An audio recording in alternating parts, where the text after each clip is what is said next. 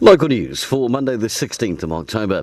An ambitious plan to combine the region's off-road tracks and trails under a single framework and create a uniquely Greater Wellington region experience that enhances regional lifestyle and attracts tourists has been unveiled.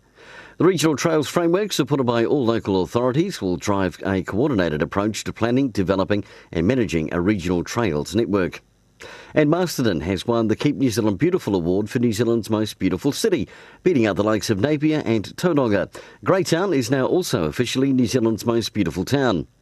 Restart Your Heart will take place today in Masterton's Town Square from midday until 2, part of the global movement to raise awareness of CPR and AEDs. A demonstration will take place alongside training and a barbecue.